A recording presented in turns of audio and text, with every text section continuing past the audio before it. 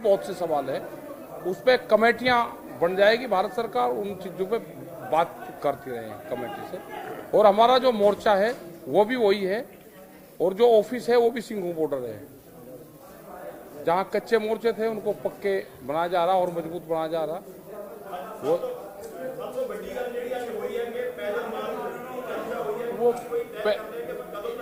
पैदल मार्च का ये है कि लोग जैसे ट्रैक्टर में आ रहे वैसे पैदल भी अपना मोर्चों की तरफ आवे। और कभी भी दीपक जी, हमारा लोगों से आह्वान है कि ऐसा कॉल अगले समय में आ सकता है।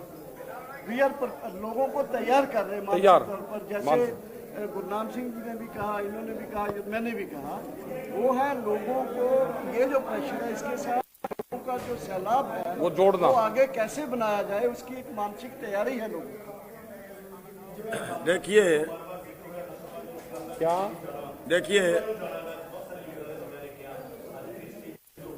नहीं, दिल्ली च देखो पहले ही बैठे हैं, दिल्ली में तो बैठे हैं। थोड़ा सवाल है बाद में कर ले, एक बार हम बात रख लें। इस करके इन्हों थोड़ा जा देखो लंबा अंदोलन चलना सानू पता लग गया जिवें दे उन्होंने कानूनों के बारे किया।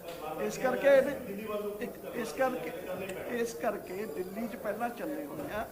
ये ਜਿਹੜੀਆਂ पंचायतों ने महाराष्ट्र ਦੇ ਵਿੱਚ डेट रखी हुई है, कर्नाटक च है, झारखंड च है, पंचायत उनका तो मतलब दिल्ली होगा ना। ਇਹ ਜਨ ਅੰਦੋਲਨ ਜਿਹੜੇ ਦੇਸ਼ ਦੇ ਲੋਕਾਂ ਦਾ ਇਕੱਠ ਹੋ ਰਿਹਾ ਹੈ, ਇਹਨਾਂ ਨੂੰ ਮਾਨਸਿਕ ਤੌਰ ਤੇ ਅਸੀਂ ਤਿਆਰ ਕਰਨ ਲਈ ਆ ਰਹੇ ਹਾਂ ਕਿ ਚਲੋ ਹੁਣ ਆਪਾਂ ਸਾਰੇ ਲੋਕਾਂ ਨੇ ਜਿਵੇਂ ਅੰਗਰੇਜ਼ਾਂ ਦੇ ਖਿਲਾਫ ਵੱਡੇ ਪ੍ਰੋਗਰਾਮ ਹੋਏ ਸੀ ਉਸ ਕਿਸਮ ਦੇ ਪ੍ਰੋਗਰਾਮ ਕਿਸਾਨਾਂ ਦੇ ਪੱਖ 'ਚ ਦੇਸ਼ ਦੀ ਜਨਤਾ ਪਿੰਡਾਂ ਦੇ ਲੋਕ ਨੇ ਜਿਹੜੇ ਖੜੇ ਹੋਣੇ।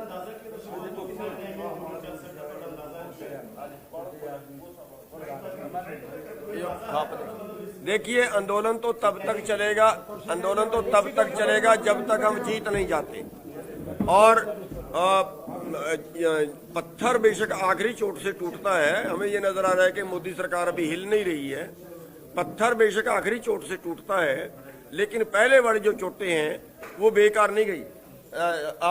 आप आगे हो जी, आप नहीं प्लीज, आपका तो सारा करवाया हुआ प्रोग्राम है, आपका सारा प्रोग्राम करवा, प्लीज आइए, यहाँ आ जाओ, आप मेरे वाली जगह पे आ जाओ।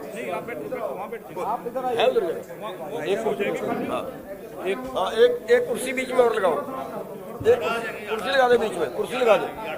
आइए, आपका सारा प्रोग्राम करवाया, आपको तो आओ ना बीच में। भूप सिंह, यही तो है काम।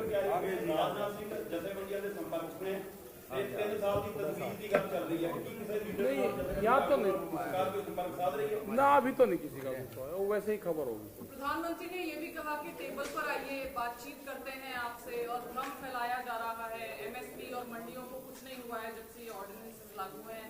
तो जो उन्होंने कहा उसको आप कैसे देखते हैं? जो देखिए पार्लियामेंट में जो भाषण दिए प्रधानमंत्री जी ने, उन्होंने एकदम भ्रम फैलाने की कोशिश की है। क्योंकि मंडियों के बारे में उन्होंने जो बोला है कि प्राइवेट मंडी भी होगी, गवर्नमेंट में हमने बहुत क्लियर कर दिया है उन्हें पहले 11 राउंड्स में कि प्राइवेट मंडी हमें नहीं चाहिए। 1 सेकेंडली एमएसपी है, था, रहेगा। उसके बारे में हमारा कहना ये है कि एमएसपी नहीं था।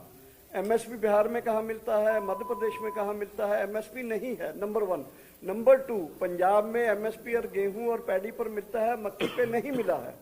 तमाम 23 फसलों को बाजार खरीदे, सरकार खरीदे, सबको एक गारंटी होना चाहिए कि अगर उसको एमएसपी नहीं मिला है, वो व्यापारी ने खरीदा तब भी जनता उसका जो उसकी जो सजा का वो होना चाहिए, एक कानून बनना चाहिए। इसलिए हमारा ये कहना है कि वो गलत बयानबाजी कर रहे हैं। एमएसपी ना बल्कि जो है वो हमें मंजूर नहीं है। रिटर्न एश्योरेंस दें, कागज पर लिख के दें कि सबको एमएसपी मिलेगा, सब फसलों पर मिलेगा। फिर उसके बारे में जो भी उन्होंने लॉजिस्टिकली चीजों को बनाना है वो हम बनाने के लिए तैयार हैं। क्यों जी? मोटे तौर पे ये है कि वो एमएसपी तय तो कर रहे हैं, खरीद नहीं रहे। और उसका आंकड़ा ये बता रहा है कि आज हमें 17 लाख करोड़ रुपया हमारी जेब में जाना चाहिए 23 फसलों में अगर एमएसपी में बिकती हैं।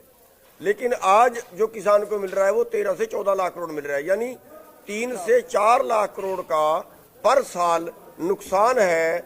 एमएसपी से भी कम मिल रहा है, न्यूनतम से भी कम मिल रहा है। अब जब हम उनसे बात करते हैं, कई बार बीच में बात हुई, वो वहां तो और बयान दे रहे हैं कि एमएसपी है, था, एमएसपी है, एमएसपी रहेगा, वो उसके तय करने की बात करते हैं। खरीदने की बात नहीं कर रहे। हमने मीटिंग में अमित शाह जी से सवाल किया था कि क्या आप इनके खरीदने की गारंटी देते हो, उनका साफ तौर पे इनकार था। और ये जो है केवल उतना खरीद रहे हैं जितना इनको पीडीएस में पीले कार्ड वालों को देना होता है, केवल उतना खरीद रहे हैं। और आपके सामने है, बिहार में 1100 रुपए में धान बिका, हरियाणा में 1100 रुपए में मक्का बिका, 1850 रेट था। हरियाणा में सरसों नहीं बिकी, हरियाणा में बाजरा नहीं बिका, हरियाणा में कपास पे कई कट लगा है, हरियाणा में मूंगफली 1000 रुपए सस्ती बिकी है। एमएसपी से कम बिक रही है सभी चीजें, और एमएसपी तय कर रहे हैं, एमएसपी दे नहीं रहे हैं। सबसे बड़ा सवाल है देश के। हालांकि एमएसपी तय करने का जो उनका फार्मूला है, वो फार्मूला भी जो हम डिमांड करते हैं स्वामीनाथन कमीशन का C2 + 50%, उससे तय नहीं होता है। वो तय करते हैं A2 + FN, फैमिली लेबर। जो इन्होंने तय किया है ना, आज अगर धान का मोल हम देखें तो धान में अगर C2 से तय करें तो 600 रुपए और बढ़ते हैं, धान में, गेहूं में ज्यादा बढ़ते हैं। तो उसमें अगर C2 से तय करें तो 600 रुपए और बढ़ते हैं। तो हाँ, तो सभी फसलों में ऐसे ही है कि अगर C2 के हिसाब से मिले तो देश का किसान बच ही जाएगा। अभी तो ये A2 + FL दे रहे हैं, यानी उसमें ठेका, उसमें इन्वेस्टमेंट का ब्याज, वो सभी चीज हमारा रेट तय करते वक्त नहीं जोड़ रहे हैं।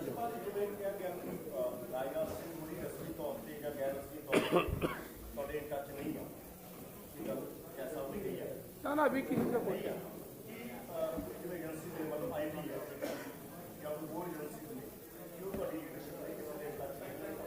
नहीं, देखो साडे नाल government the official in touch कोई नहीं है, नंबर 1।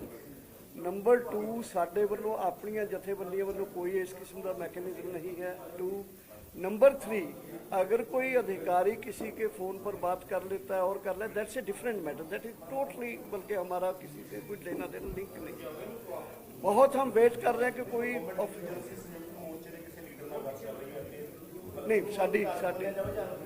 नहीं साडी कोई वो नहीं है, साडे नोटिस नहीं है। अज भी मैं मीटिंग करके आया पंजाब दी, कोई उस किस्म की सानू जानकारी नहीं।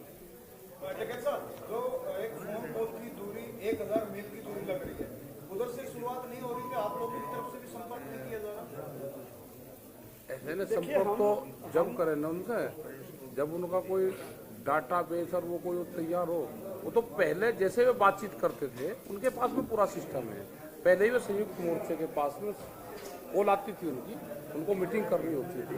वो तो एक कहने की बात है कि हम एक फोन कर ले तो हम बात कर लेंगे, उस तरह का अभी सरकार का कोई मैसेज नहीं है। प्रधानमंत्री जी ने नंबर नहीं दिया, बात तो हम कर लेते, लेकिन उन्होंने नंबर नहीं दिया कि कौन से नंबर पे बात करनी है। अभी नहीं उस तरह जैसे वो मजाक कर रहे हैं। देश के जरिए बोल देते हैं कि हम बात करने के रोज बोलते हैं, हम रोज बोलते हैं देश हर के चैनल पे, हर उसमें हम रोज बोलते हैं कि हम बात करने के लिए तैयार हैं, but you come with some proposal. बात नहीं, टाइम, जगह और प्रपोजल के साथ आइए, हम तो कल बात कर लेंगे, हमें क्या दिक्कत है। देश के किसानों से एक तरह से मजाक कर रहे हैं कि एक कॉल की दूरी है। अब ये कॉल बताओ, कॉल तो उन्हीं को करनी है ना, और हम तो यहाँ बैठे हुए हैं। 11 बार उन्होंने बुलाए, 11 बार गए, 11 बार में तो बात नहीं निपटी। 12वें बार बुलाएंगे तो भी जाएंगे, हमने तो कभी इनकार किया ही नहीं जाने से। और उसके बावजूद वो कहे कॉल की दूरी, और वो कॉल कब होगी, वो कितने दिन में होगी, कितने साल में होगी, अब नहीं पता। ये मतलब प्रधानमंत्री के लेवल का तो ये बात होनी भी नहीं चाहिए। और साथ ही देखिए, शर्म की बात है हमें, ये देश का जो CEO है वो बोलता है परजीवी, आंदोलनजीवी, FDI, ये सब क्या बातें हैं? बल्कि ये कोई सिंसियर बातें हैं। आप एक इतना बड़ा आंदोलन है, इस आंदोलन में पूरे देश के लोग लगे हुए हैं, उसमें इस तरह का वो करना, वो भी पार्लियामेंट में, ये कहा कि टोटल नॉन सीरियसनेस गवर्नमेंट का जो, और इसका खमियाजा इनको भुगतना पड़ रहा है। जैसे युद्धवीर जी ने आज कहा कि लोग ऐसे आ रहे हैं और अल्टीमेटली ये लोगों का गुस्सा आ रहा है इनकी तरफ। ये पहले प्रधानमंत्री जो इस तरह से कर रहे हैं, मुझे लगता है कि इनको कोई ना तो अपने देश से, ना अपनी कौम से, ना अपने किसानों से, ना अपने लोगों से कोई प्यार नहीं है। ये बड़े जो जिनको बेच रहे हैं देश, ये अपने अंबानी, अडानी और दूसरे कॉर्पोरेट, जो उनके साथ ही इनका लगाव है, हमारे साथ नहीं। क्यों जी?